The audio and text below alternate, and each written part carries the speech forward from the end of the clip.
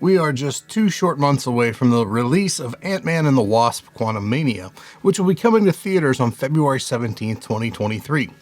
As the promotion for this movie ramps up, I thought what better time to dive into the film's villain, Kang the Conqueror, before he starts causing problems in MCU's Phase 5 and 6. So let's look at a key for every budget for everyone's favorite time-hopping megalomaniac, Kang. The $10 spot seems to be custom made for one specific type of book, the first solo series #1. In keeping with that tradition, our $10 book is Kang the Conqueror #1. Published in October 2021, Kang #1 is the first issue in a 5-issue miniseries, and it contained a series of flashbacks in a retelling of Kang's origin. In true 2021 Marvel fashion, Kang 1 was published with 11 different variant covers. 11 freaking variants for a mini-series. And then let's not forget the second printing that also followed. That's just ridiculous. Anyway, the A cover was drawn by Mike Del Mundo. Carlos Magno handled the interior for the Jackson Lansing and Colin Kelly story. Speaking of Kang's origin, which honestly seems to be the plot line that just keeps on giving, our $25 book, Avengers Forever #9, is noted as being a definitive origin story according to Key Collector. Published in August 1999, Avengers Forever #9 was part of the 12-issue Avengers Forever miniseries from writers Roger Stern and Kurt Busiek and artist Carlos Pacheco. This series focused on Rick Jones and his quest to build an Avengers team from Avengers members throughout time to take on Immortus, who was trying to take the Destiny Force from Jones. In issue #9, Kang, who has been aiding Rick Jones in his time-spanning Avengers throughout the series, recounts the events of his life. The issue is chock full of cameos and flashbacks detailing multiple different Kang appearances. Our $50 book is actually down well below the $50 mark at the moment, but it had been selling for upwards of $75 for a brief moment back in 2021. The $50 budget pick is Avengers #267. As soon as the upcoming MCU slate was revealed and the focus on Kang as the overarching bad guy of the next few waves was realized, Avengers 267 shot out of the discount bins and was selling for $60 to $75 in no time. Featuring the first appearance of the Council of Kangs, including a Kang that had successfully killed the Avengers in his corner of the multiverse, and a number of other different Kangs, Avengers 267 is the first part of a 3-issue story arc that saw a pile of Kangs fighting each other, the Avengers, and anybody else who just happened to stop by for an appearance. Published in May 1986, the Council of Kangs arc was written by Roger Stern and was drawn by John Buscema. The issues of this arc have some solid titles, and you may even recognize one of them. Avengers 267's story was titled Time and Time Again. Avengers 268's story was titled The Kang Dynasty, and 269's was The Once and Future Kang. After falling out of the stratosphere, the price of a direct edition Avengers 267 is now settled around the $30 mark, but values for the newsstand editions remain in the area of $50 in the current market. A slow-burning trend that I think you'll continue to see gain steam in the future is the demand for Silver Age reprints of key issues. The first prints are pricey, and with these older reprints, you still get that Silver Age vibe, but at a much more affordable price. Such is the case for our $100 book, Avengers Annual #5. Published in January 1972, Avengers Annual #5 is your early Kang appearance daily double, as it reprints the Conqueror's first 2 appearances in Avengers #8 and 11. The cover for this issue is a swipe of Avengers 11 with some design and color changes, while the interior stories were both scripted by Stan Lee, with Jack Kirby art for Kang's first appearance reprinted from Avengers 8, and Don Heck art on the story from Avengers #11. It's hard to believe that with all of the reprint series that Marvel was running in the mid and late 60s, it took almost 8 years for these early Avengers books to get the reprint treatment. FMV in the current market is right at $100 for a high-grade copy, because square-bound books can be tough to find in really nice shape. But if you're just looking for a reader copy, you'll be able to pick up a copy of this one for well under that.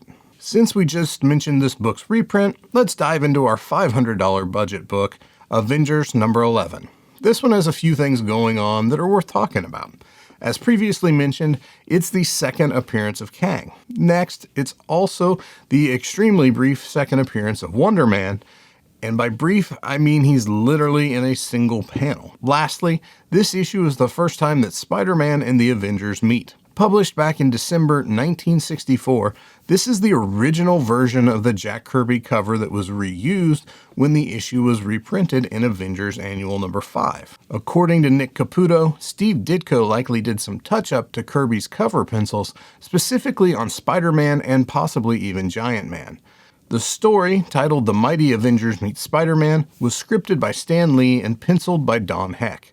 For $500 in the current market, you'll likely be able to pick up a CGC 6.5 or possibly even a CGC 7.0. A 6.5 last sold in September for $550, and a CGC 7.0 sold in August for $664. 90-day averages are trending lower in most grades, however. A CGC 6.0 sold earlier this month for only $360, which is $15 lower than the most recent sale of a CGC 5.5 from November 2022. So keep your eyes open, you might find a deal out there. One of the things that makes Kang a bit of a challenge is that he's had many names and a multiverse of variants over the years. One of those aliases even predated the Conqueror himself, first appearing in our $1,000 plus budget pick, Fantastic Four number 19.